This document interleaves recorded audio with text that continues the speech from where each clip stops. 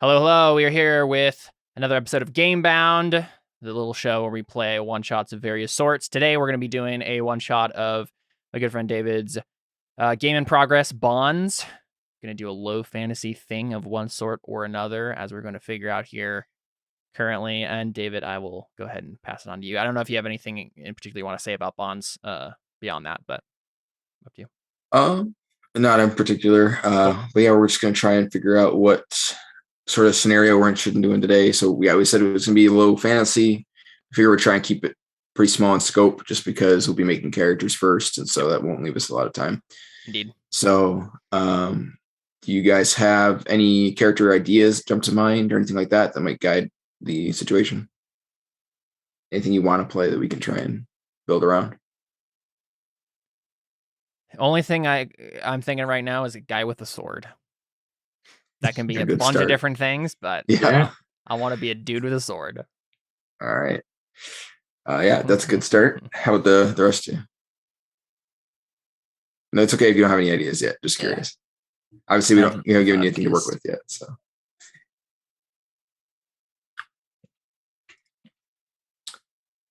I'm thinking a guy with a hammer and a bone to pick kind of character. So Rodolph from The Wee Below, or at least what Rodolph wants to become.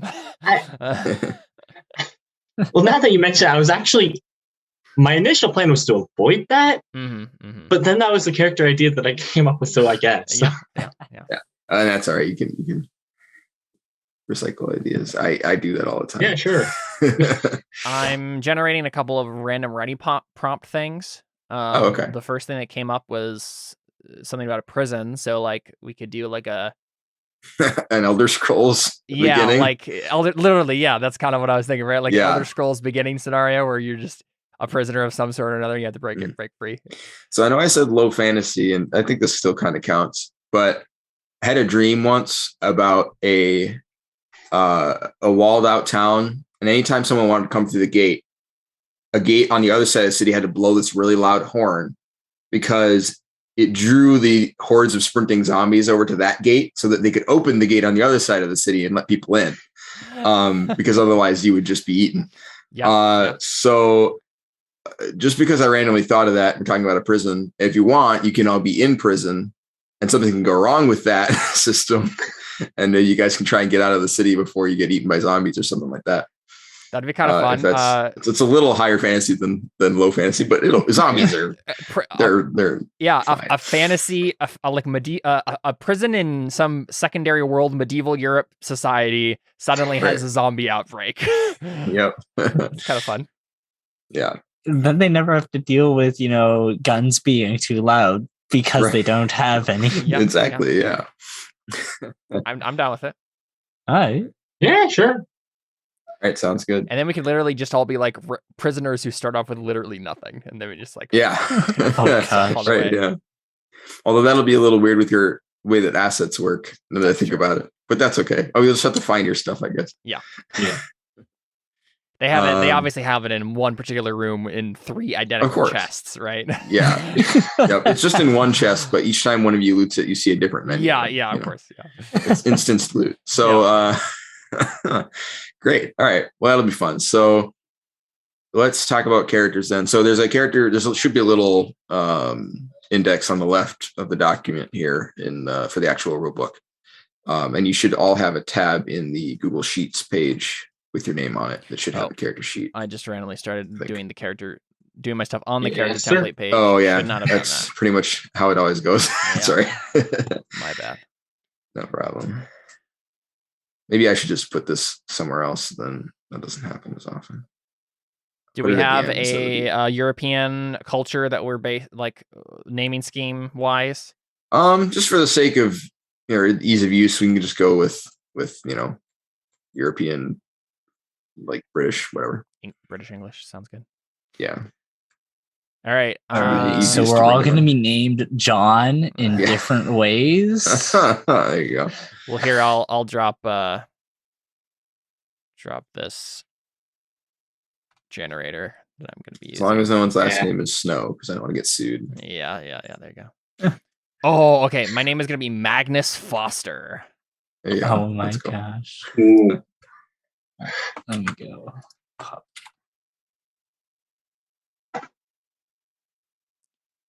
Character age can be whatever. It doesn't matter. Yeah. Yeah. So let's go to character. Well, so the age doesn't have to be a number. It'll actually be one of 4 categories. I mean, you can pick a number if you want, but it'll put you in a category. Yeah. So if you go ahead and find the character creation section in the rule book, it should just say characters is the main heading and then creation underneath that in the little index. Yeah, let me find that. So on page 8.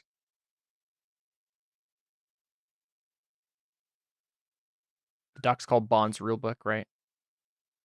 It should be called test document. I think I had an old one called that. Yeah. I put the link in the I can't access it. It's on the different computer than the one I would be opening it on. Gotcha. The copy pasting in this setup is always weird and it doesn't work sometimes. So I was trying to find it in my shared documents, but I found it. I see. Okay. I found it. Cool. All right. So the first step for character creation is traits. So these are basically just statements about your character. They're pretty much the way they are in Fate, if you've played that. The first one is the high concept. I tried to word these as questions to make them a little easier, so I'll just read what the questions are. High concepts question is, how would you summarize your character? So this is usually like 3 or 4 words, just like if you're like, my character is what would you say, a guy with a hammer, the bone to pick? That's a good high concept. Wait, which page is it on in the doc? 8. Page 8, or 9 is when the questions start. Yeah. But 8 is the character creation section. Yeah. Sounds beginning heading. Yep. I have some examples here, like the paranoid elven pickpocket, or the homicidal Martian engineer, or the foreign samurai. Those are just the kinds of things you might pick. I'm gonna go with disgraced sword master. There you go.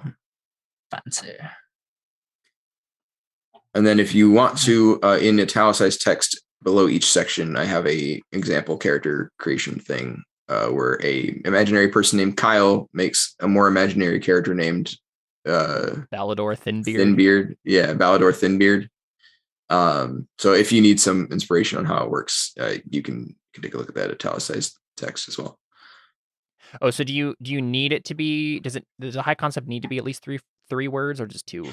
No, that's just the way I said the easiest. Guidelines, okay. Yeah, I usually just do like an adjective for your personality and adjective for which you are and a noun, but yeah, it doesn't have to be that way. Google. So let's see what we got. So, Magnus Foster is a disgraced swordsmaster. We got Elliot Griffith. That's a cool name. Billy Harrison. Nice. What about Woody Harrison? Let me know if you guys. We got Popper with a Grudge. There you go. Nice. That's good.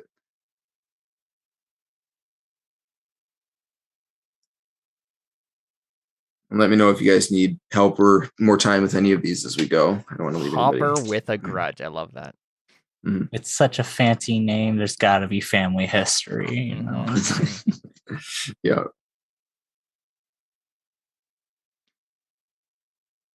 Cool. Also, if you want to come back to one of these, it's no big deal. The rules technically, if you've got a high concept and your basic stats, you can pretty much start play with that and fill things out as you go. So it's, that's more for a full campaign where you've got time to do that. But don't worry too much if you can't think of something at the moment. Guy with a hammer and an attitude, beautiful.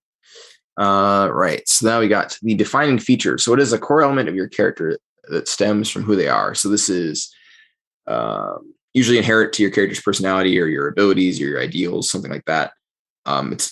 There's probably going to be some overlap in these next few with your high concept, but that's okay. The examples I have are super soldier or silver-tongued businessman, the oath keeper, not afraid of a little scuffle, fastest gun in the West, or always on the hunt. So this is just a thing about your character that's sort of core to who they are, what they do. One with the woodlands is the one that the example character writes. For mechanical reference, you can spend a meta currency point on these to re-roll dice if they apply to your roll. So you want them to be something that will come up at least occasionally. So they'll be useful. I'm trying to think of a way to phrase this. I want it to basically be like something like if I was like like a generic weapons master, it would be like anything is a weapon in my hands. But I want it to be more like anything with a blade. But I don't want it to just say is a weapon in my hands because that's obvious, right? It's just, of course, it's a blade. But like anything with a blade, something along those lines of like how good I am with just whatever. Maybe in the right hands. General bladed mastery? Or I didn't hear either what you guys just said. I said general bladed mastery. Yeah. I said in the right hands, everything is a weapon, but that doesn't have anything to do with blades. Exactly. So I don't want it to be like I don't want it to be I can pick up literally anything, but it's like I want it to be anything that has a blade or is sort of shaped like a sword. I can if it's sharp, it can cut or something like that. Yeah. There you go. That's what it is. If it's sharp, it can cut. Also, feel free to be sort of poetic with them. I remember the story I always tell is Fate, which is again the sort of the bones of this game is based on a player in a game I listened to had table for one as his trait, which was because he was a loner. But there was a part in the game where he was literally sitting at a table by himself, and he spent a point on that trait because he was sitting at a table by himself.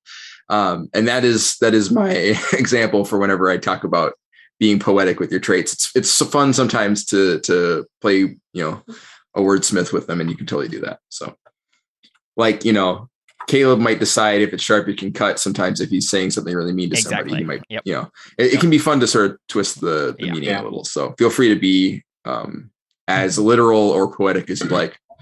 I have indirectly backed myself into a corner of making the edgy rogue. That's all right. There's nothing wrong with the edgy rogue. I'm just like, Popper with a grudge. That sounds interesting. And then I'm just like, what can I fit with that? The alleys are mine. All right, let's. Nice. That'll probably serve you well when you're trying to not be eaten by zombies as well. Yeah. So. Swing first, ask later. Very nice. Swing first, ask later. Yeah. Well done. All right. You find yourself Maxwell. All right. So the third question is, what is a core element of your characters that stems from their past? So this is kind of the same thing, but in this case, it's going to be about reputations, historical events, or a position you have. Preferably something that's still true. So like if you were a baron, but like forever ago, it might not be as relevant, or unless that is still very relevant in your current path, your current life, because you were exiled or something, then that's fine. But if it's something your character doesn't care about anymore, it shouldn't be your trait.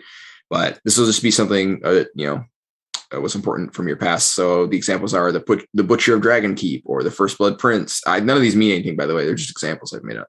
The Space Trucker of the Year for 5 years running, or the Most Dangerous Bounty Hunter.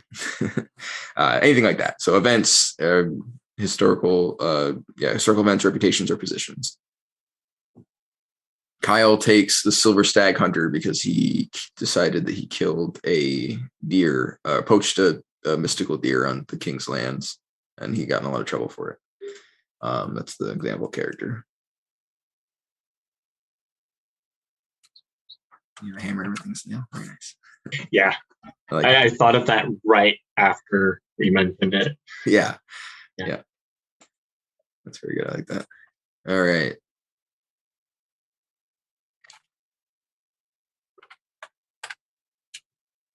So for Caleb, will probably have something about. Well, I don't know.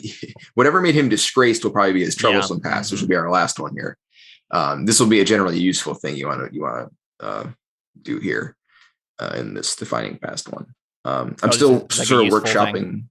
Yeah. Okay. I'm still sort of workshopping what these questions are and all that. But for now,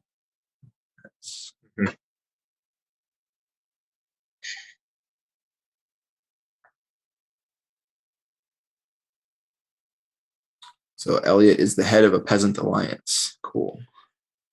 Awesome. It'll be interesting to know that has some interesting implications on him being in prison. So yeah, that might be for better or for worse. Yeah.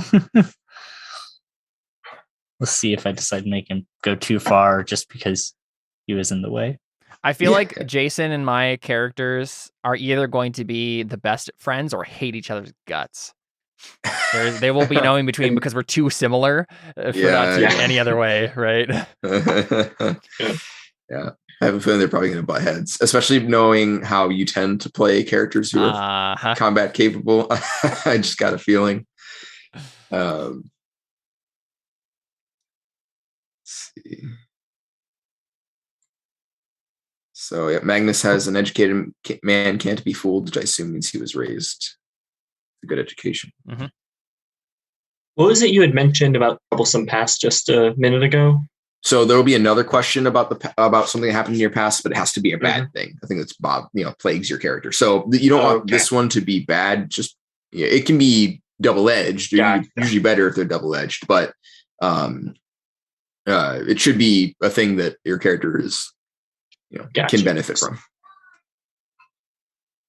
Yeah. So Troublesome Past is probably going to be whatever ended us up in prison. Yes, that related in some way, probably. Yeah. That could be an option, yeah, for sure. It doesn't have to be that, but that would be an easy go-to, yeah. Well, that's what I was going to try and go to. Like, I was going to be like, make it so it was the guy who attacked so-and-so or something like that. Mm-hmm. Right, yeah. But it sounds like that's what I want for Troublesome Past rather than Defining Past. Yeah. Yep, yeah.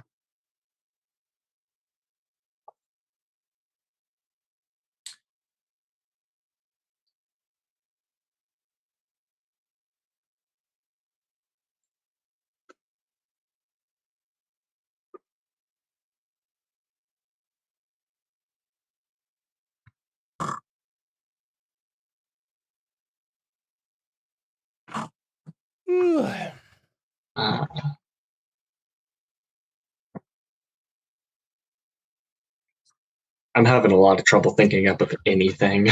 That's right. And like I said, we can come back to these later. You can even leave them blank if you want the game's to be able to, that's so no problem. So let's jump to Troublesome Feature. This is like the Defining Feature in that it's core to your character, something about who they are, what they do. But this one, it makes their life difficult. So always smoking something, a temper like black powder, just a little nearsighted, or shoot first, ask questions never. Those are the examples that I wrote. In the example, he was going to write always drunk, but figured that was too easy and decided to go with clean shaven. He suggests to his GM this means he isn't welcome among other dwarves. So that's sort of the example character's pick. Shorter than short. That's a good one. Wait, who chose that one? That was just the attitude that I was coming up with. He has a height complex, a Napoleon complex. Amazing. That's what I was getting. That's the vibe I was getting with the attitude. So I figured just run with that. Yeah. Like Edward from Alchemist. Yes, I didn't say it. Yeah. I'm trying to think of a better way to say. I always pick fight with nobles and guards. Okay. Like any one of authority problem. Yeah, some sort of authority problem, right? Authority problem is a simple way to put it if you want to make it a little bit prettier. Authority issues. Yeah, there you go. Or you could put, don't tell me what to do or anything like that. Yeah. Spec sass. Yeah, there you go. Beware of sass. All right. There we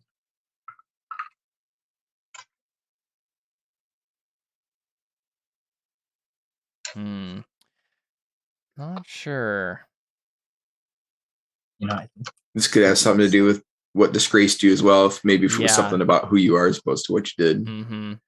I know that my Troublesome Past is going to be something about someone betraying me and like what I feel about betrayal. Okay.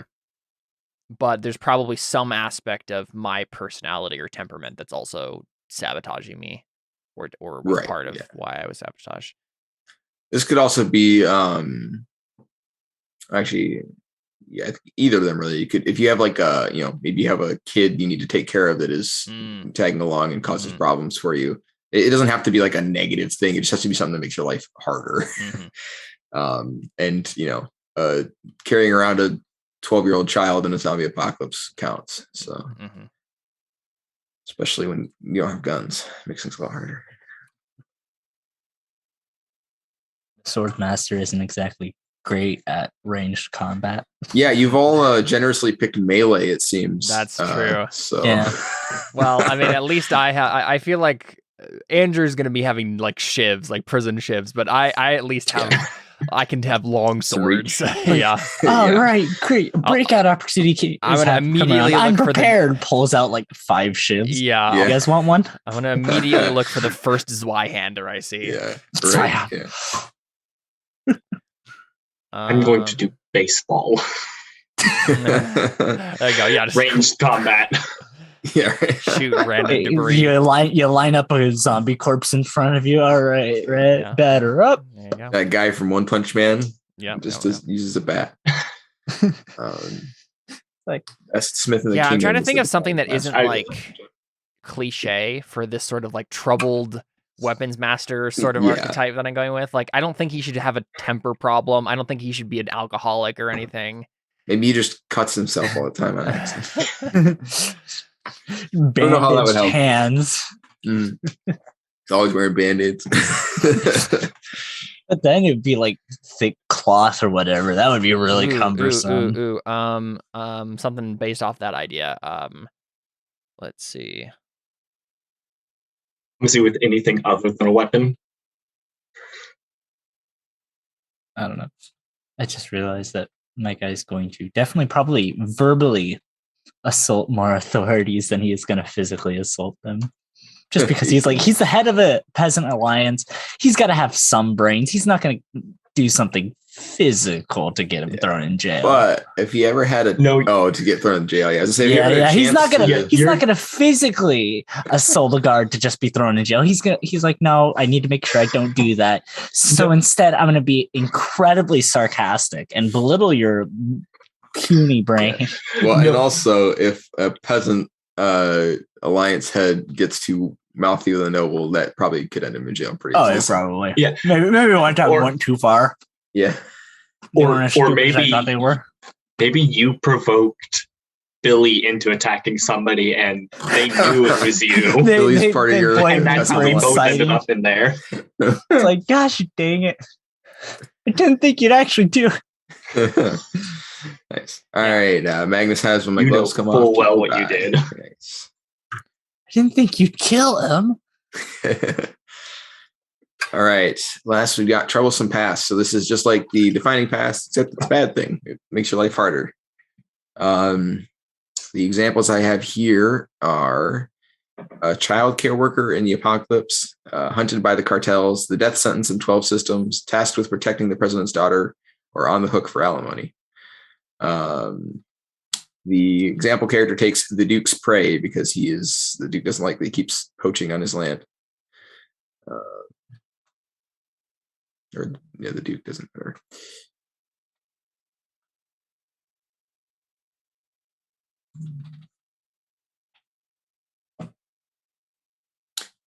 Magnus has the 7th circle is set aside for traitors. Very nice. So fancy way of saying the deepest part of hell is where the people who have betrayed me are destined to be. Yeah. So That one is very poetic. Also, the intention behind these is when you spend a point on them, if it doesn't break the tempo too much, I'm going to ask, how that how that helps. And if we can get a glimpse of, sort of what it means, you can learn more about your character when you spend points on them. So if Magnus spends a point on that, I might look for some insight onto what made him feel that way.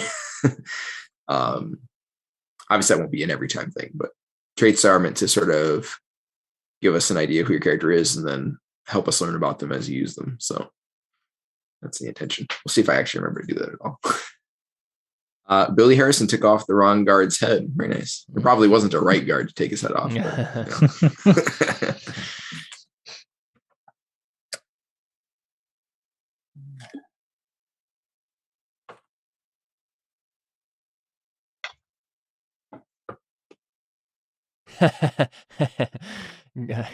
Gurno in chat says, Caleb can use the other character as a weapon because they are so edgy. There you go. But sharp it can cut. Yep. Throw Elliot at them. Mm-hmm. I also just remembered just another. got the shivs at the ready. Just launch yes, them. classic. If we're going with classic archetype of like the halfling rogue, if this was D&D, There you go. then the classic scenario of people throwing a halfling at others to do damage to them. Yeah. Yeah, but Billy's a short He one. is so- bladed. It's true. It's true. Therefore, he is a weapon. There you go. It sounds like Ross. So. I've also just remembered another dream I had that was basically the same dream, except the zombies are already in the city and we're just killing people everywhere. You have a lot of dreams about so- zombies, David. Dude, literally. I know. I all the knew this time. already. Yeah. Yeah, I don't. Either I'm trying to defend myself and my weapon doesn't work, or zombies are killing people. Those are basically the only two dreams I have. Yeah. I will say one thing, Garno. Unlike the stereotypic one, mine has some form of responsibility that he's had to deal with. There you go. So he can have control. It's whether or not he wants to He use chooses it. to. Yeah. Yeah, there you go. Self-control is what makes a man. Are you a man, Elliot? That is a very good question. Getting my character Don't just voice assume, on. Caleb. Come on. When I Wow. get my hands on my hammer, you can ask it. I'm very sorry. I didn't mean to assume your pronouns. Oh my god. I still don't know what to do for troublesome past. Again, if you're Yeah. nothing pops in mind, we can always run past it Yeah. for now. Okay. So we're done with that. Now we're on approaches. So we start hitting the crunchy bit a little bit here. So this is the question here is, how does a character like to solve problems, and what do they fall back on when plan A doesn't work out? So basically, when you describe what you're doing, there'll be a stat involved, which is later, but we'll also look at how he does it, and if he's forceful, careful, quick, flashy, or sneaky. And if your character picked one of those things, if we say you're trying to shoulder a door down, we might decide that's forceful, right? You're taking the direct route. And if forceful is either your favored or your secondary approach, you'll get dice for it. If it's not, it just won't factor in. So there's a list here on page 10 of the 5. I almost said 7. I can't read. My brain is gone today. The 5 options for approaches. You'll pick one of those and make slot it into your favored box there. And you'll pick another. Whenever you use that, you'll get 2 dice. And then you'll pick another one and put that in your fallback box. And whenever you use that, you'll get 1 dice. If you have any questions about what they mean, let me know. But basically, you got forceful, which is direct and aggressive. Careful, which is thoughtful and analytical. Usually, you have to have some time if you're taking your time with it. Quick, which is kind of the opposite. If you're just doing things on instinct and try to do it in time. Flashy, which is being the center of attention or being showy, and sneaky, which is the opposite, being deceptive and underhanded. These kind of just help your character be a little more competent in a general theme. So the big brutish character, I always have this issue in D&D where my character has 20 strength and like 10 constitution, and a stiff breeze knocks him over, but that doesn't make any sense because he has 20 strength. So this sort of helps align a character. If you're good at punching people, you're probably also good at shouting at them. Both of those are forceful. I guess you could punch people quickly. So that whether or not you want to do it in 1 or 20. Yeah, but right. it also is about the span of time. Right. Yep. So let's see. Yeah. I'm gonna be sneaky. I'm gonna be instigating fights without me being involved. There you that's go. Yep. That's a good idea. I think I'm probably careful. Seems reasonable. Got forceful and quick for Billy Harrison. Seems appropriate. Yeah. Oh, and then Oh, fallback yes. is their second option. Yep. So you Okay. pick a main one that gives you 2 dice, and Got you pick it. a secondary Got it, one got that gives it, you 1 got it. dice. Yep. And if we decide you're doing it a different way, you just don't get any extras. Mm-hmm.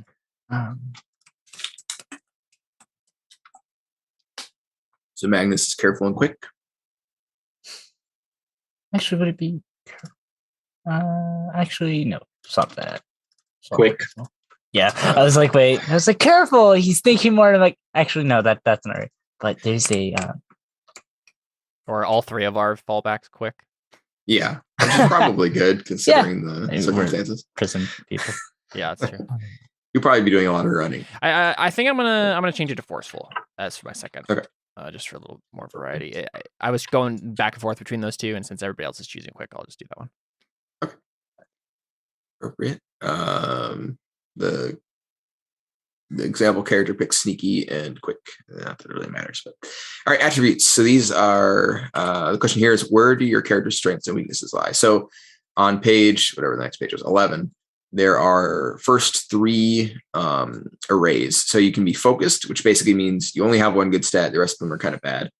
Rounded, which is 1 good stat, 2 decent stats, and 1 bad stat. And then jack of all, it's just they're all kind of decent. So go ahead and you pick one of those first, and then you'll apply them to the stats here, which just in case that helps you decide on which array you want. The stats are acuity, influence, fortitude, and willpower. That is, acuity is coordination, awareness, precision kind of stuff. If you're trying to hit a target or doing something that takes quick hand-eye coordination or notice something, it'll be acuity. Influence is basically a social stat, but it's also for, it's basically, it says an indicator of the character's social standing and sway. Most social things you do will be influence-based. Fortitude is your physical strength and resilience. This can also be like speed and stuff. You don't have to be like, lumbering bodybuilder just to have good fortitude. You could be like Bruce Lee, for instance, would have a good fortitude. And willpower, which is the indicator of a character's mental resilience and ability to retain information. So it's kind of like intelligence as well. Those 4 stats, you'll put one of the options from the array here in each stat. So if your character only cares about one of them, you pick focus to put a 4 in it, and the rest get a 2, a 1, and a 1. If that makes sense. So let's pick an array first. Caleb, do you know what I'm gonna do rounded. Array you want? Yeah. Rounded? Okay. How about for Elliot, Andrew? Thinking rounded, but then how I was gonna batch it out. So yeah. That's rounded is probably good for you. Yep. Yeah. Rounded is sort of the expected standard, I think, because then you're not really bad at much.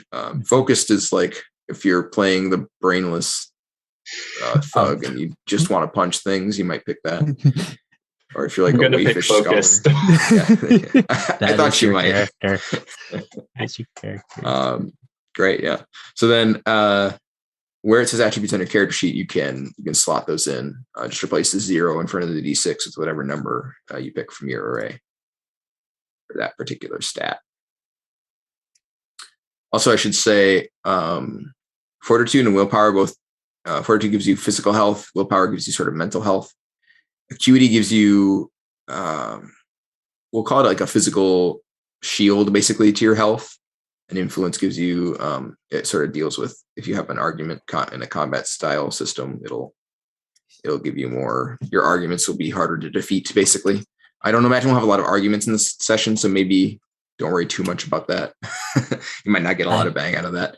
It'll still help you if you're rolling to persuade somebody, though. Yeah. So let's see. Magnus, we've got 3 in acuity, 2 in fortitude, 2 in willpower, and 1 in influence, which makes sense. He's disgraced. Elliot, we've got 3 in acuity, 1 in influence, 2. Same stat array. Yep. Same thing. And he must be the Peasant Alliance head by some means of like I wanted to put it in influence, but I'm like, but I also like want the retention from the no, it's willpower. Your fortitude I would imagine your fortitude would be a 1. It's up to you. You can have a 1 influence. It's all right if you don't have to be a good peasant leader. It's up to you. Oh, that's like the That's up to you. Yeah. Yeah. Then again, if I'm inciting people, I should probably have better influence. That's true.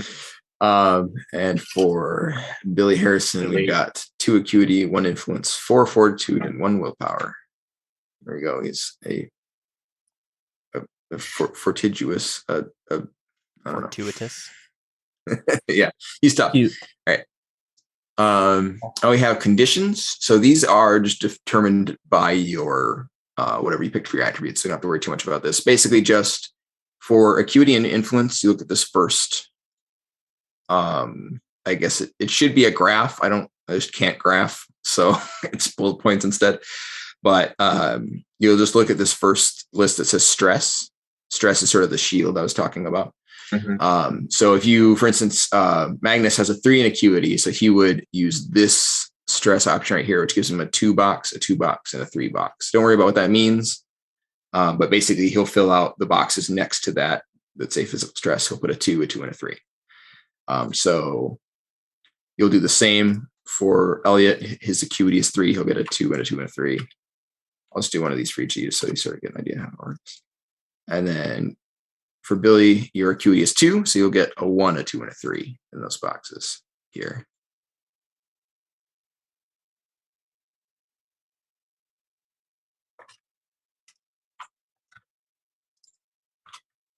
And then the last two are, we look at the consequences version. Yep. So yeah, for Fortitude and Willpower, you'll look at the second list of bullet points where it says consequences. Yep.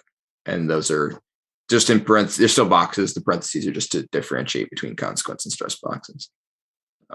Don't worry about what all that means. It'll become apparent later.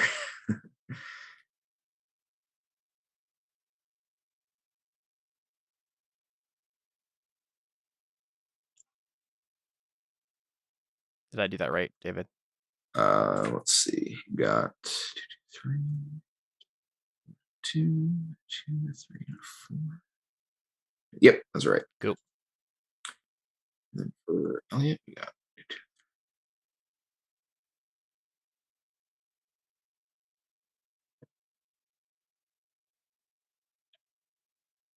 Yep, looks good for Elliot's. And then Working on it. Yep, I'm just checking through. It looks like you're doing them right. Yep, perfect. Good job. All right. So that's what those numbers mean and all that will become apparent as my NPCs try to kill you later. So just know that the larger numbers are better. So drives and goals. Should we maybe, Caleb, skip over this part just because it's going to be a really enclosed thing and like don't usually expect people to know what their relationships are going to be until halfway through the first session anyways. Yeah. I feel like we could probably maybe just try and think of one thing your character wants to try and accomplish in this session, most of which will probably be don't get eaten by zombies, right? Like we got a pretty defined thing here. Just to explain how this would work, basically your character would pick a thing called a drive, which is like a statement of fact or opinion. So you might say, zombies are invading the city. That's a statement of fact. And then you would have a goal related to that is sort of an incremental step towards completing that drive. So for instance, get out of the city might be a good goal. And once you did that, you'd also hopefully finish the zombies are invading you kind of drive. But that basically this is the XP system. As you pursue and achieve your goals, your character earns XP and you can spend that to improve your stuff later on. We're not going to worry too much about that because it probably won't really come up much. Relationships are the same. These are basically, they're pretty under construction and they're pretty much scenes that you have with a character based on how you feel about them, and they generate you the meta currency, which you'll start with some anyways. So then we'll skip down to page 14, or maybe it's 15, 14, the touch of color. So the question 11 here, what stage of life is your character in? This is what you'll put in the character age box at the top there next to your player name. You'll pick either early, young, adult, or late. This is based on your race. So if you're all human, if an elf picked adult, they might be 700, right? But, a normal character would probably be like 30, maybe, 25, something like that. So generally early is meant to be like a child. Young is like a young adult or like a, teenager to young adult. Adult is like properly middle-aged, early middle-aged, late middle-aged, and then late is after that.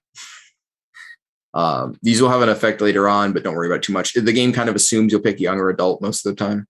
But the others are options. If you decide Billy wants to be a 9-year-old, I guess, then you could do that. Oh, God. Ooh.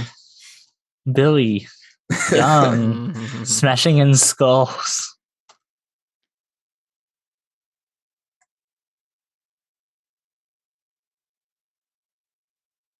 Where am I putting this? Oh, in the age. Yep. Yeah. That was where and you can put a number next to it if you want, but that doesn't really have any further effect.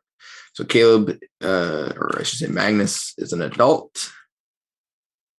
Billy is an adult, and Elliot is an adult. Looks like. Cool. Perfect. You could also be young if you want to be like just on the edge of being young. Probably could include 20s. Like being actually 20, you could probably argue it. Okay, cool. So that means that you all have 2 refresh, which won't matter because that won't happen. That won't do anything until next session, which this is a one shot. So, but basically, if you were to have spent all of your meta currency points, which are called bond points, you would get 2 back at the beginning of the session. If you're a child, you get 3 back instead, because you also get, or I'm sorry, you have 1 refresh. You all pick the belt. Later on, you will get some dice for skills that your character has for things they've done throughout their life, and you get more of those the older you are. So we'll get 3 dice for that later. So now you do look. So this is just a couple of questions to get an idea what your character's like. This will go right underneath your player name in the look box there. So the first question here, you can just type the quick answer in each thing, and we'll be able to tell from what it is, that it's what it's describing. So your first little question here is, what is your most prominent feature? So the examples are enormous frame, sharp features, raven colored hair, smell like daisies. Just, if someone first meets you, what's the first thing they notice about you? And if you can't think of anything, don't worry about it. Where do we put this? It goes right under your player yeah. name. Yeah. Unfortunately, the character sheet is not formatted in such a way that you just go straight down it. I was realizing with the character age thing, I'm like, are we talking about like the life path thing? Yeah, sorry. No, you're fine. Yeah, it does jump a little on the sheet. I suppose we're all in prison jumpsuits or tattered rags or whatever. Yeah, well, this can be whatever you're going to get out of your loot box, and you loot it if you want. Whatever you will probably be wearing the majority of the time, which I don't know, might just be. I got an upgrade. I'm wearing nice prison clothes. I have a shirt. Yeah.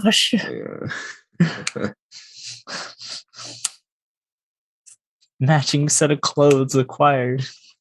+1 charisma. Minus 1 charisma because it's prison. Yeah, right.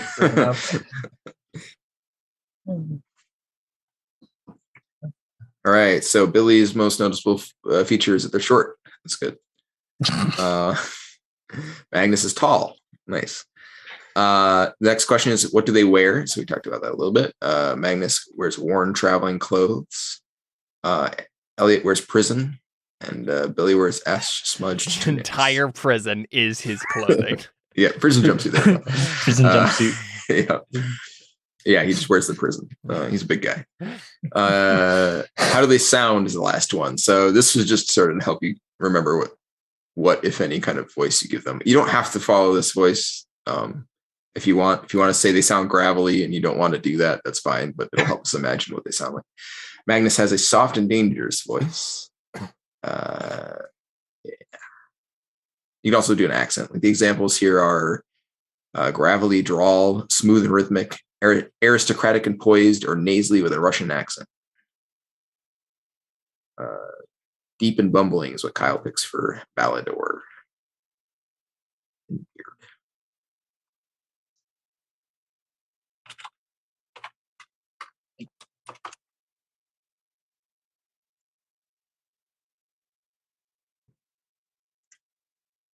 What you do? You do. No. Stop.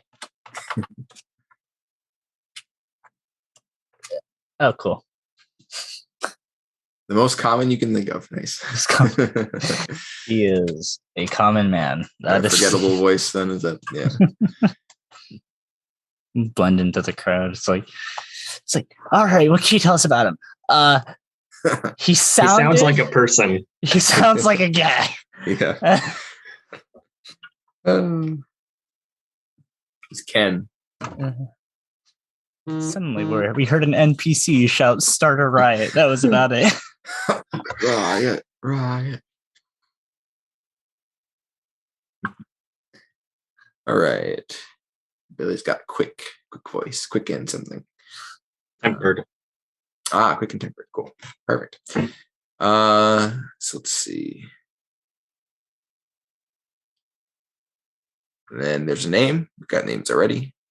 You get 3 points, 3 bond points. That goes right underneath your age. You just change that to a 3. Or 3 out of... Yeah, just change it to a 3. Yeah.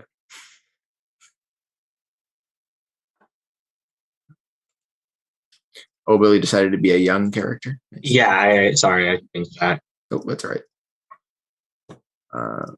It's about to matter now. So, okay. The next question is, what are the main skills your characters learn throughout their life? So now we'll scroll down to the assets section on the character sheet. This is life path. It's the first one. You'll see boxes there that say early, young, adult, late, extra. Read all about it. So basically, for each of these boxes, you're going to answer the question. Let's see if I actually wrote the question here anywhere.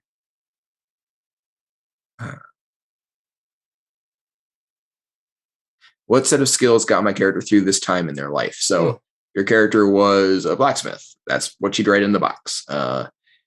If they were a blacksmith and they also, gambled on the side, you'd pick whichever one got them through that part of their life more, whichever one mattered more.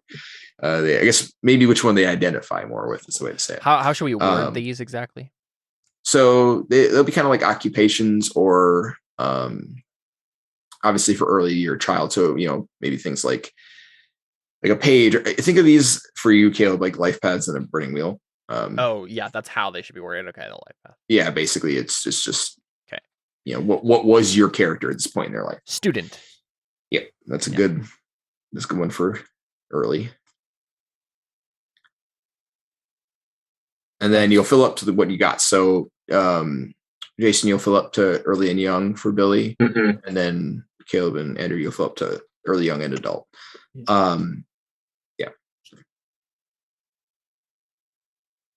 Because I finally came up with the troublesome past of abandoned child of a well-to-do family. They just didn't want the youngest and just get out of here, just kick them out of the house. There you go. So obviously it's thievery to begin with. Yeah, there you go. I mean, you gotta make it. Yeah, there you go. It'd be something.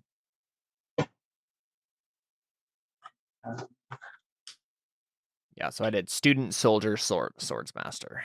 Nice.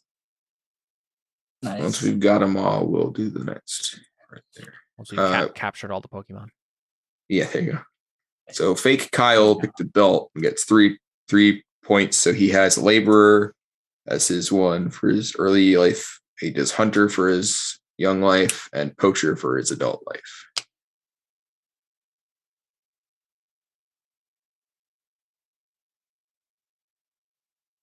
All right. So Billy was an apprentice and a smith, and Elliot was a thief, and Magnus was a student soldier and sword master.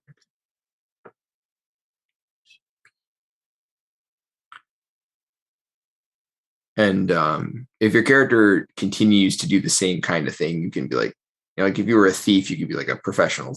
You're like whatever a better version of a thief is. I don't know. A burglar. I don't know. It's okay if it's a progression of the previous thing. Yeah. There'll actually be a thing for that in a second here. So don't worry about repeating stuff if that's what they did.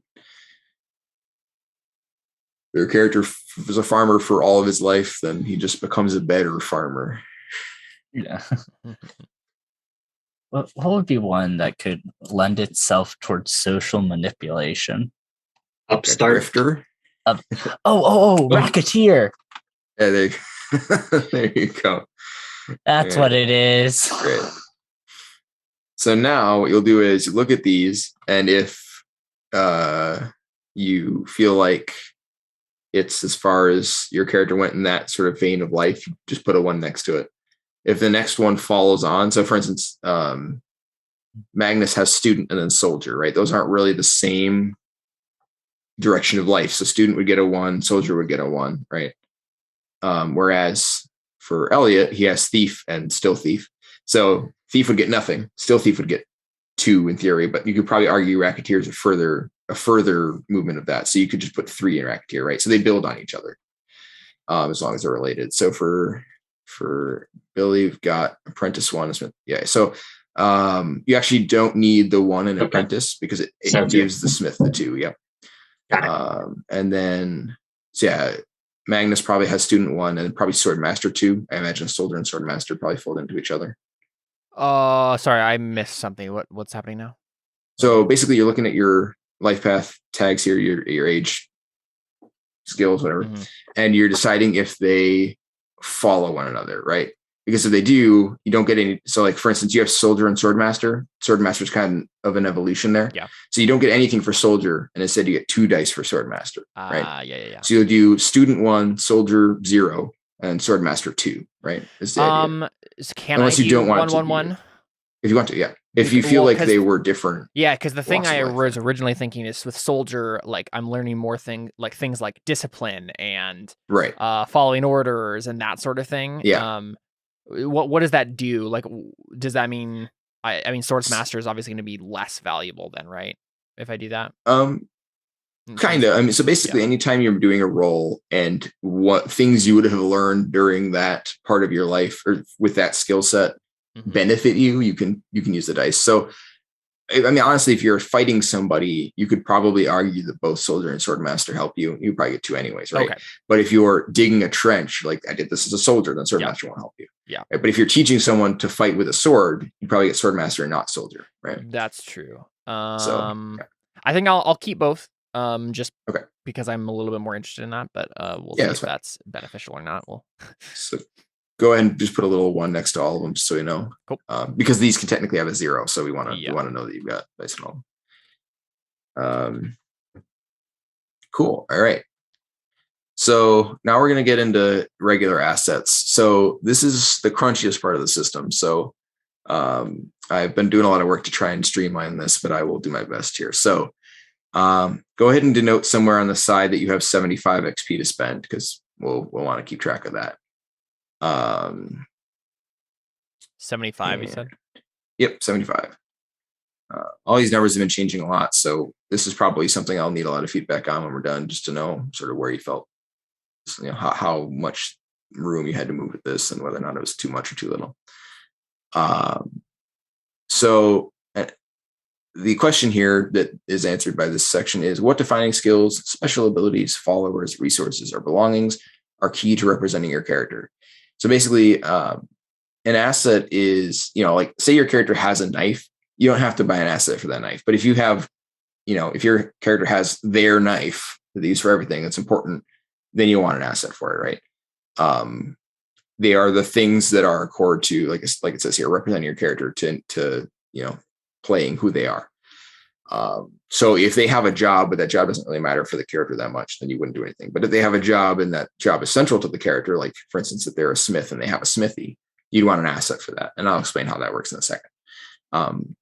So when I have a section here on it starts on page 15 that sort of helps you buy lots of assets at once for character creation. There's an in-depth section later for doing it one at a time, but we'll see how well this section here holds up. So first, we will just buy all the assets at once, and then we'll fill them out as we go, right? So my example here is like, if you're a noble lord, you probably need a holding, right? Because that's one type of asset. Or you might need some guards to protect him, right? So you're just trying to get the stuff here that props up your character mechanically. So for instance, Andrew you have you probably will have an asset for your peasant alliance, right? You'll probably have some weapons or like something like that you want an asset for. The asset types are, I guess I should change. All right. Specialization, this is like a skill. So if you're like, oh, hey, my character's a thief, but he's like a really good thief, and here's all the really specific things he's good at that I want extra dice for, you can buy a specialization. A special offense, basically just a weapon. Special defense, it's armor, or if you have like a magical shield, right? Because the idea for the system is to be able to do multiple settings. So the options here are meant to be broad. Special tool, so if you have like lock picks, right? An NPC expert, this is like if you have one guy who follows you around. An NPC group, so if you have a gang that follows you around. A vehicle, so if one of you has a horse, buy a vehicle. Holding, which is basically like property that you own. So if you have a business, it'd be a holding. And organization. So, and there's a list under buy assets here. I'll highlight it. Organization is like if you're part of a noble court that you don't own, but still gives you resources, it would be an organization. So basically, all that to say, we're going to go through and just try and think of the stuff that you feel like your character should have to be represented, right? So maybe I'll start with Caleb here. I think he probably has the most experience, and we can see what he feels like he wants to fill out Magnus's character. So what sort of things you just imagine Magnus, what kind of things do you feel like he needs to have dice for to be used, like to represent what he can do from those list of things that I've highlighted there? I assume you want a weapon, right? Probably needs a sword. Yeah, definitely want a sword. Yeah. Okay. I'm just looking at them. Yeah, I don't think I'm gonna have like a follower, and then talent. So that's like, talent. That's just a category that includes life path. Specialization is the main one there. So that would be like if you had a magic power, or if you wanted to have like a sword fighting style, that could be a specialization. Yeah. I figured. How many of these? Like, oh, I guess it's you build them based on right. Yeah, I didn't talk about the price. So it depends on what powers them. For now, let's just talk about just get an idea, and then we'll work out. So I think I'd want a special, like, well-crafted sword and a specific sword fighting style, probably. Right. Okay. Cool. That's a good place to start. And if you have extra stuff later on, you can always just add more things. So how about Elliot? From that list of stuff, what do you feel like he has that sort of is core to him functioning as a character? So definitely at least organization. Okay. Just the peasant alliance kind of thing. Right. I'll make a little list here just so I remember. Yeah. And I'm thinking that I guess it would like say like a stash the organization owns. Would that be wrapped up under that, or? Yep. Yeah. So that'll be a bonus that gives you basically. Yeah. Okay. Which is a thing we'll talk about when we fill them out. Yeah. Yep. So does he have anything like a weapon or like armor or anything like that? Probably not. Probably not of his own. He's used to dealing with whatever he can get his hands on. That makes sense. How about like a special tool? Do you have any tools or anything that he uses? I think he probably does have his own pick set. You can't go anywhere without your own trusted pick set. Yeah, there you go. Lock picks. All right. We had also talked about you like crafting your own like shivs and whatever. Would that be a specialization? I guess you could have a special the ability to make anything into a shiv. Okay. That's pretty great. There you go. Shiv crafting. There you go. You could just have like a special offense that is like endless shivs or something. Like that's an option. You can just have those. That's fine. And then let's see. I think unless your character has like a horse or a group of people who follow him around, I don't think he would have. You could have a bunch of peasants with pitchforks who follow him around. Well, he'd have to gather them, not. Yeah, that makes sense. Steady following. Right. All right. That's a good place to start. So then, for Billy, what are we thinking? Probably a hammer, I imagine. Yeah. Would that be a special weapon, special tool, or both? I probably think he's more of using it as a weapon than as a tool. Yeah, it probably depends on the construction of the hammer. If it's a war hammer, then it will probably go with weapon. And if it's like a crafting hammer, then we'll probably build it as a tool, and maybe you can have something on there, like one tag for it. A repurposed, extra heavy smithy hammer, maybe. Yeah, I guess it'll probably have more to do with how you're intending to use it. Skulls. In this particular one shot, I'm definitely going to use it more as a weapon. Right. Okay. I'm glad you mentioned that though, because I'll have to think about stuff that sort of fits in both of these. But because it definitely, I mean, I guess you could just buy a tag that makes it good at smithing things also. Okay, so we got a hammer. Anything else? I mean, does he have a business? Say what? Probably not, because I was thinking of him because like when I made the thing of how him being the best smith, he also has the kind of personality that makes him unhireable. Right. Okay. Great. So I was thinking not, but I imagine the projectile combat style with the hammer would be a specialization. Okay, so he throws his literally baseball. No, it's knocking a head off. Literally, hitting stuff with the hammer into a baseball player with a hammer. Right. What? Okay. Well, yeah. So we'll do hammering, and that can be part of that. Hammering. Yep. Got the hammer and hammering. Okay. Great. Hammering. I guess unless he has people that follow him or a vehicle or something he owns or an organization he's part of, that'll probably be a good place to start. No. Okay.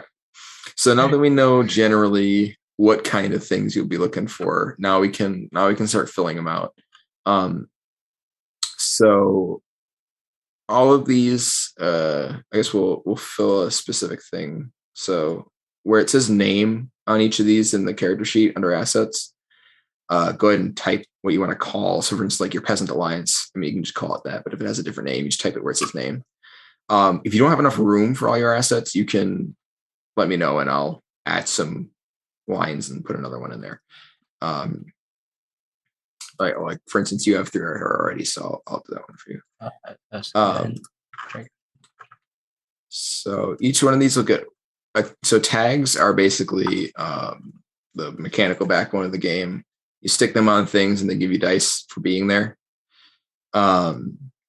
So you will have a lot of those from different sources. And one of those sources are these assets. So they'll have tags attached to them.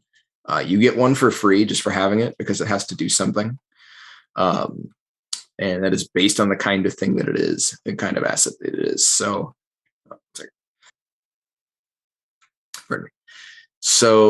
let me look.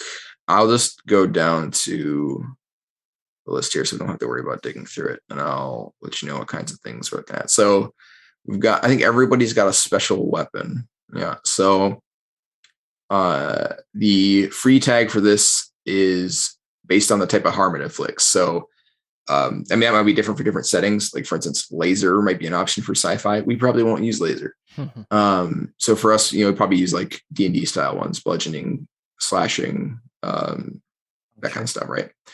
So you just get that with a 1 next to it, right? To indicate that it gives you 1 dice.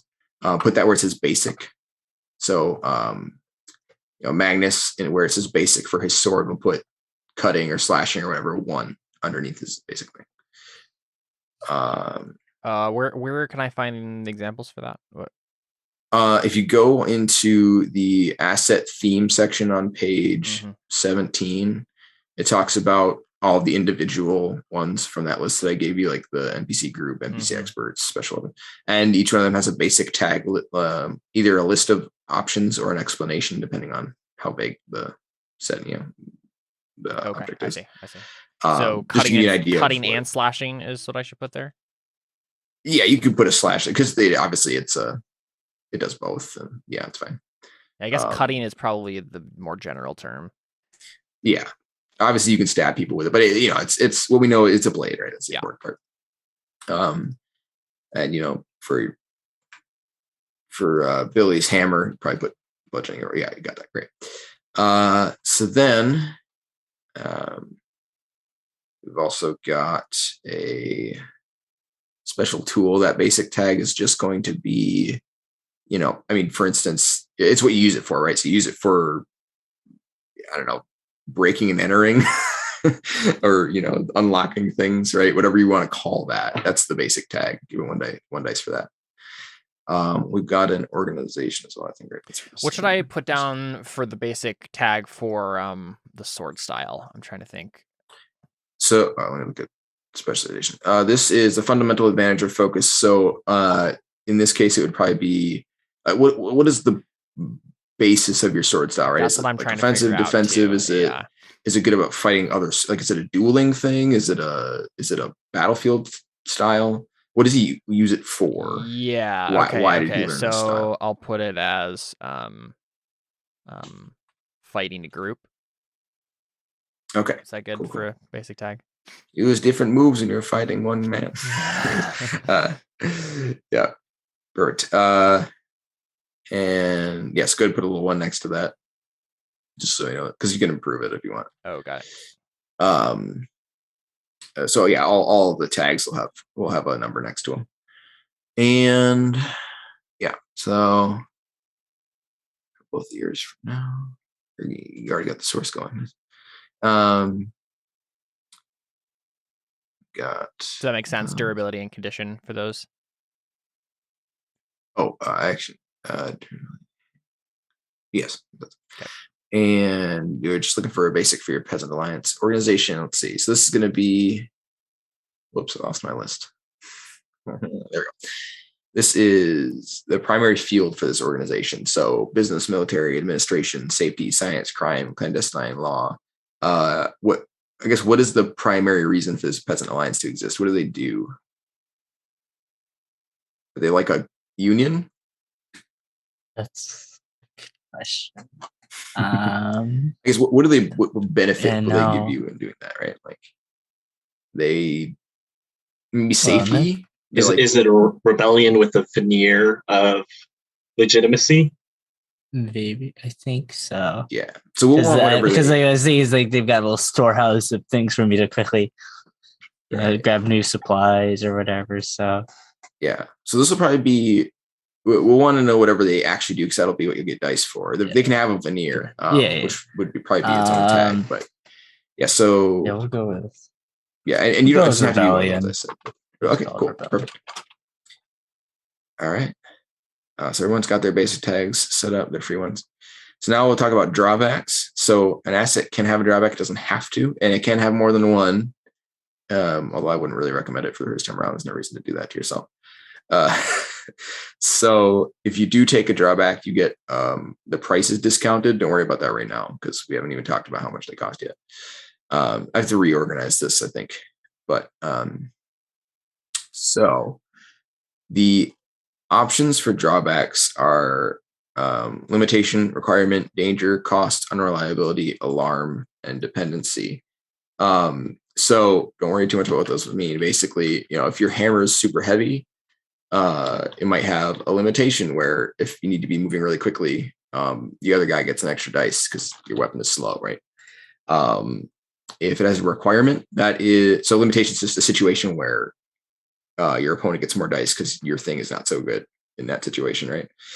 Requirement is, the Hulk only gets to be tough when he's angry. That's a requirement, right? Your magical powers only work in the moonlight because you're a vampire. That's a requirement. Danger is basically there's a chance that you might hurt yourself or other people with it. So if you're using a rocket launcher, that's a good one. Cost just means that if you use it up, it is harder to get back. There's mechanics behind all those. Don't worry about it. Unreliability just means that there's a chance your roll might lose successes after you've rolled it. So if you have a really crappy gun or sword or whatever, it might be unreliable. Alarm means if you use too much, someone might find out where you live and come send an assassin after you. And dependency basically the only just thing means that one does. Can't mean anything else. It has to be the assassin option. Yeah, but it's in the rules. They just try to murder you, and if they fail, you're fine. And then dependency just means that it's tied to another asset, basically. But we'll probably not worry about that one for now. David, quick So- question. Yes. I've been just kind of doing this along Yeah. myself because I've played this system before. Right.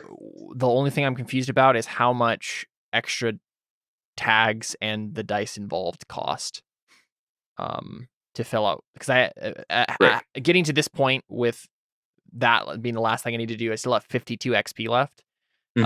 So I just don't know how much I can spend on. Yep. So a new tags. tag is 8 XP, and then improving a tag is 8 plus the new number. So if you're taking it to 2, it would be 10. Right? Got it. If you're taking it to 3, it would be 11. Sounds great. And you have a max of 4. Yes, 4 is the highest it can go. And yeah. So for the rest of you, go ahead and look at each one of them, each one of your assets, and just, I mean, if you feel like there's an obvious drawback to this, and it doesn't have to be one of the lists I gave. You can just tell me what you think it might be, and I'll find a spot. I'll find an option for it. Just be like, maybe you think, again, hammers being really heavy, or your peasant alliance being really easy to find because people are easy to bribe, right? Stuff like that. If there's anything that stands out to you as an obvious drawback, let me know. If not, it doesn't need one. It's just a discount for the price. So if I want to take my basic tag to a 4, it costs 12 points, 8 plus 4. Well, so or do I have to do it costs every time? in steps? Yep. Okay. Yeah. 4 is the max, so you're not meant to get there very quickly. That's what I just did it like that, and I was like, yeah, that doesn't seem right. No, yeah. So I guess we'll go one at a time. So Elliot or Andrew, do you think there's anything obvious for Peasant Alliance there for a drawback? Again, it doesn't have to be from the list, just narratively. It's probably not the greatest organized kind of thing. Okay, yeah. So maybe they're dispersed. Not the most unreliable. Unruly. Unreliability probably would count there. And you can call it whatever you want, but mechanically we'll use the unreliability. I think that makes sense. That seems like a reasonable one. Handy dandy lockpick set. Do you feel like anything is there a downside to those? I feel like they're probably I don't really think of one off the top of my head there, unless it's expensive, maymaybe. But I don't know. Bottomless shivs. Shivs aren't exactly the most No, durable things. That's true. But the thing is, it's not. I mean, I have a lot, so I think maybe you could do like a range limitation, right? They're very 10. short usually, right? So 10. Yeah. It's tiny. Perfect. Cool. All right. So for Billy, Jason, you got any ideas for your hammer of bonk? Beautiful. I love it. For the hammer, not really. Okay. Because he's been a smith his entire life, so I imagine he'd be used to the weight. Right. Yeah, it's probably an issue. But the fighting style, I'm thinking unreliable because he can only be so accurate. Right. Okay. Cool. I like it. All right. Cool. So let's see. Now we can get into the numbers here, so we can figure out how much XP you guys have left. So for Elliot, we've got there's a source for every asset, which basically just is whatever powers it, right? So if your shivs will probably have, if you have a gun that uses ammunition, it's a certain kind of asset, which is called capacity. There's only a couple of them. There's condition assets. That is basically like it's based on your body. As long as your body's working, your asset works. So pretty much every specialization is a condition asset, right? As long as your brain and your body is working, you can use it. Superpowers, a lot of them are that way. Magic is sometimes that way, depending.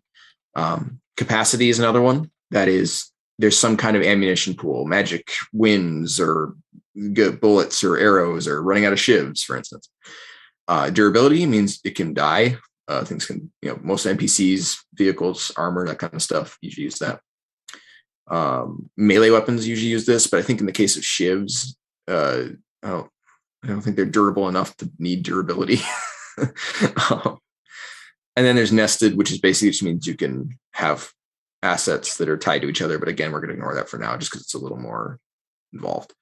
So basically, there's those 3 options. They cost 20 XP if it's conditional, because it's just tied to your body. It's not going to go anywhere easily, so it's more expensive.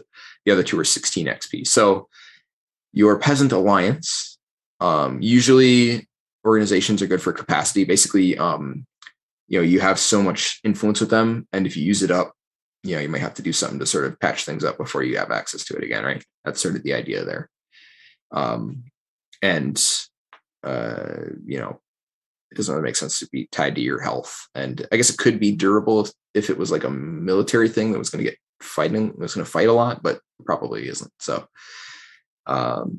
probably capacity so that just goes in the source box here. So I have actually, yeah. So sorry, I should have said this first. If you scroll to the bottom of your character sheet, there's the asset sources thing here. Do you guys see that? Oh yeah. These are templates for that. So the capacity asset here for Andrew, you can just copy that and paste it. Well, actually, yes, you don't want to do that now. Just copy the little thing under the source box and paste that in your source box, just because then you won't have to worry about it. And then for condition, if it was a condition, you would put whatever, whichever it's based on. Pick one or the other. If it's mostly physical or mostly mental, you pick one or the other. Yep. You just write that in there so we know. Mm-hmm. And then, if it's durability, you pick those, the two stress box things.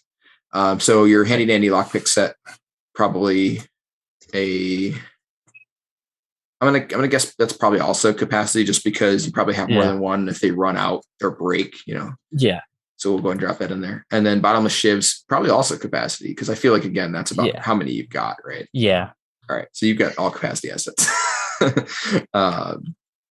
And so for clarity, that all of those cost 16 XP each because they're capacity assets. Okay. So that's 48. So yeah, sure. Glad you're better at math than I am. Yep, cool. And then for Billy, you've got a hammer. Hammers, melee weapons are usually durability because you can use them to block and stuff. Yeah. Okay. The benefit of a durability asset is that if you get attacked, you can use their health instead of yours. Oh, fair enough. So you can let it get banged up. You could use condition if you want. Usually that assumes that it's not able to be broken. It doesn't have to mean that. But like usually you put that on like a magical sword, right? Because it's not going anywhere and it's drawing on your power or something. So we'll actually grab the little stress boxes here and drop that in there. And then hammer fighting style, fortitude condition, perfect. And then you've got durability for your sword and condition for your dancing with silence, perfect.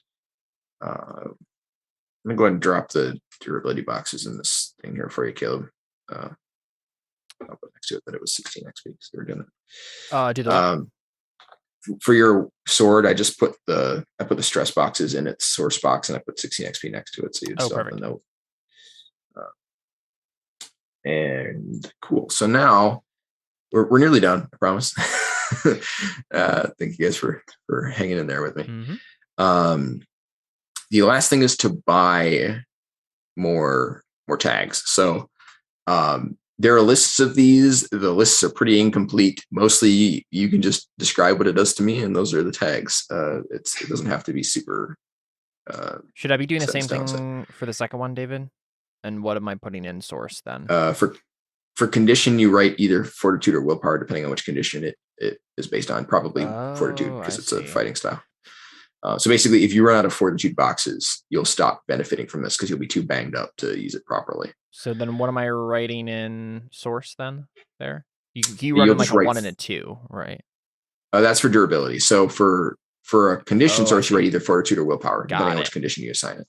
Got it. Okay, cool. All right.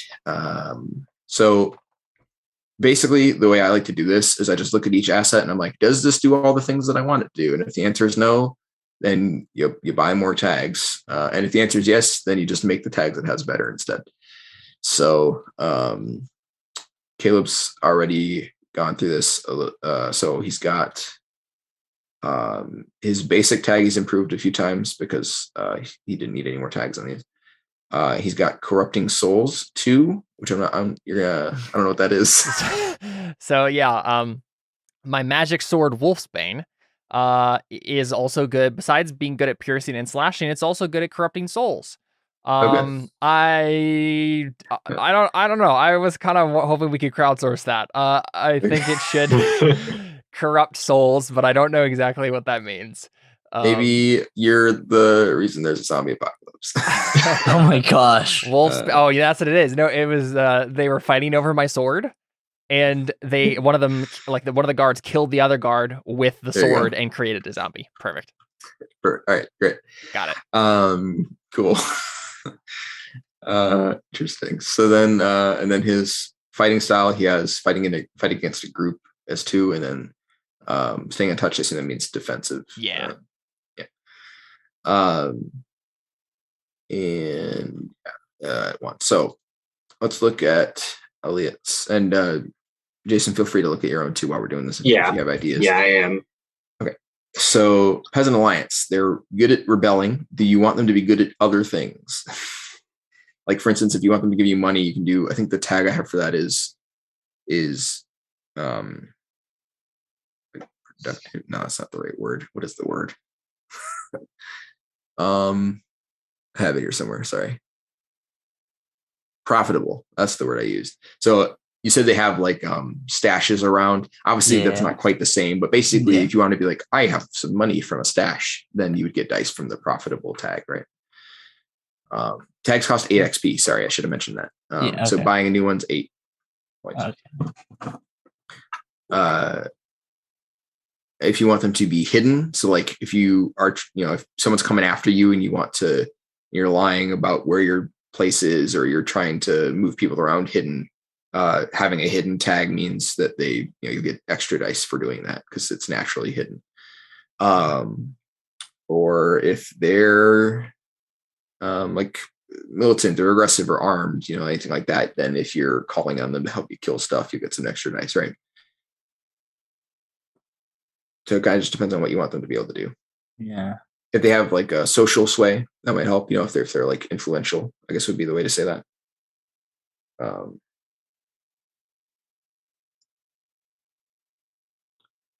So what kind of things do you think the Peasant Alliance? Obviously, they're good at rebellion. Anytime they're doing rebellion stuff, they'll get a dice. But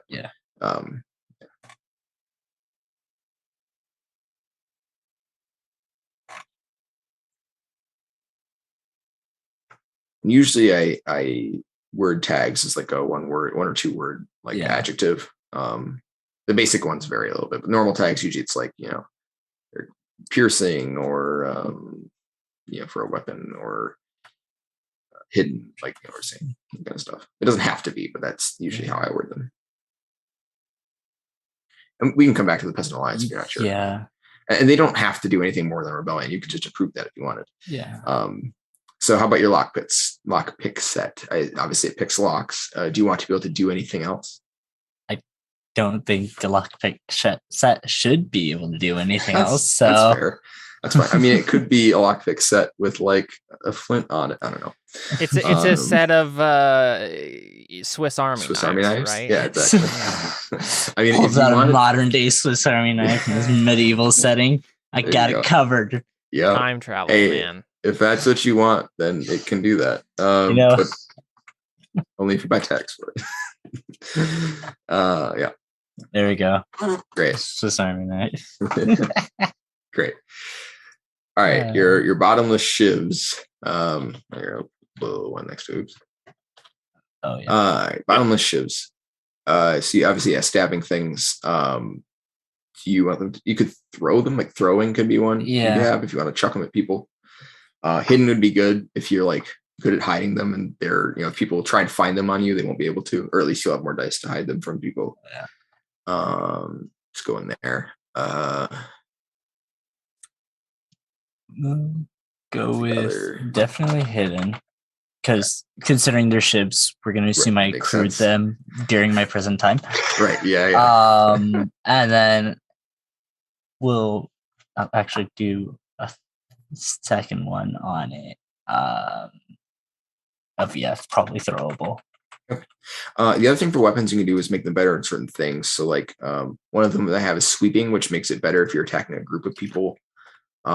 Nimble, which is good if you're against a slow enemy. Heavy, which is good against stationary stuff. Reach if it's long and you're this is if you're fighting outnumbered. So it's a little bit like sweeping. Or deflecting. If it's like a shield, it can turn aside range attacks. That kind of stuff. So it can also be the situation you're using it. Precise, for instance, could be one. I don't think your knives are probably precise, but your shiv's made with chunks of wood from the bed frame or whatever. Super precise. Or defensive if it's like, particularly good against protecting you in a melee fight, that kind of stuff. So yeah, those are just for clarity. But yeah, I think probably got a decent array there. So now, how much XP do you have left here? 3. Oh, well, that should be everything then. Yeah. Let's see.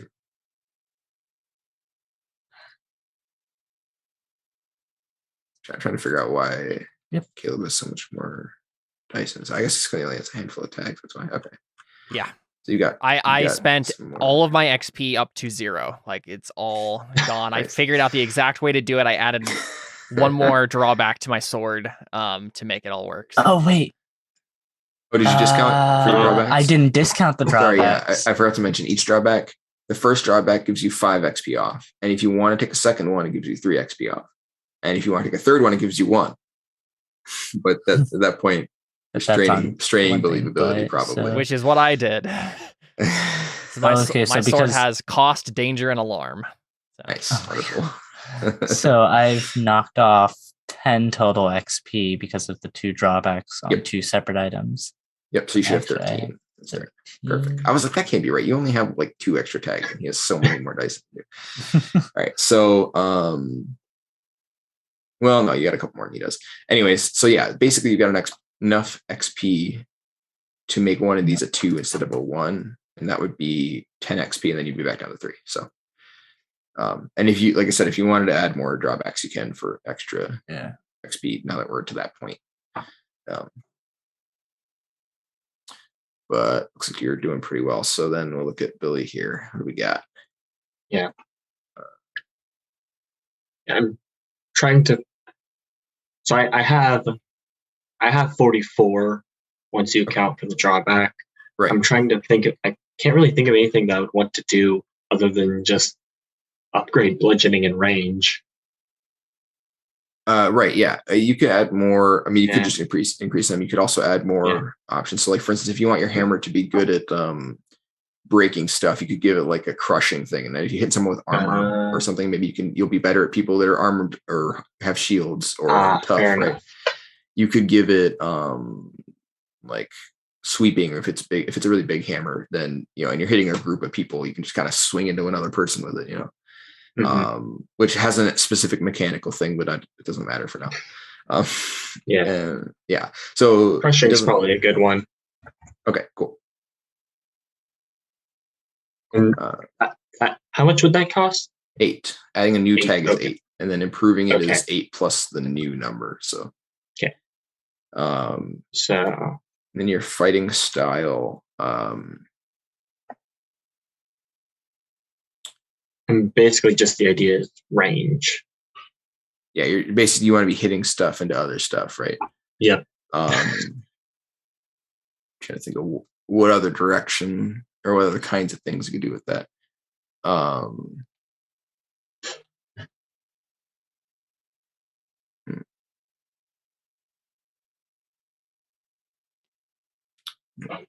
I mean, is there any way that we could kind of work intimidation into that, where it's like, No, you can. You could do like horrifying or something. And if you're trying to scare somebody after you do that. Yeah, that totally. If you see a skull suddenly go poof in a thing, that would be horrifying. You could also, like, if it's particularly good against groups or against single people, not whether or not they're married, but whether or not they're alone. You could use a dice for that, right? This method is only effective against engaged individuals. I don't know why, it just is. Yeah. Hey, it's a good way of telling if someone's single. Well, it was more effective. Yeah, you didn't have to ask them. You just swing it at them. And if it doesn't hit them, then I don't know. Wait, so if it doesn't, it depends how effective it was. Then they weren't taken, but you can't date them anymore. Well, you just have to pretend. You just have to pretend somebody else did it. It'll be fine.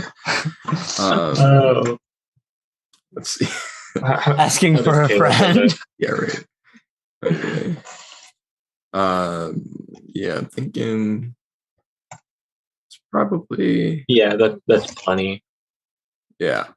So yeah, then That- if you want to just improve those dice, you can improve those tags now if you want. So yeah, it'll be, to take it to 2 will be 10, and then taking it to 3 is 11, and so it's 8 plus Yeah. the new number. So and you have to do them in steps. and I got 20 XP left.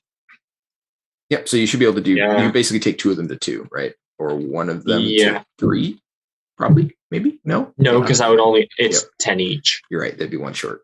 I can't math, so you could take an extra drawback somewhere if you wanted. Then you'd have a little extra, but it's up to you. I think just taking bludgeoning and range up to 2 is probably what you want to do, anyways. Boom, 0. You were saying you can increment their level in. You have to do it in steps, or Yep. Yes. So you'd have to pay 10 Yeah. XP, then 11 And XP, then okay. 12. Yeah, you Okay. can't just pay 14 and 4, unfortunately. it'll Yeah. One. Cool. All right. So I think it took us a couple hours, but I think we're there. That's everything. Because you're all under 5 XP, which means there's nothing really to do with them anymore, right? I think, yeah, looks like you're all good. Perfect. So now, for ease of use, I'm going to go ahead and just delete the stuff off your sheet because you don't need it anymore. I don't take up space. I'm also going to delete these because we're not bothering with them.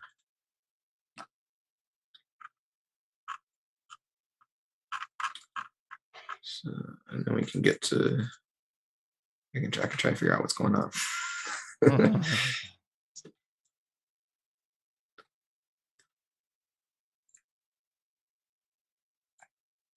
We could also take a 5-minute break if you wanted to, so we can go to the bathroom and David can rapidly think of the starting scenario and whatnot. So. Try, yeah. Yeah. Cool. Sounds good. We'll be Smith. back in just a couple minutes with some more Gamebound, playing some Mons. Stick around.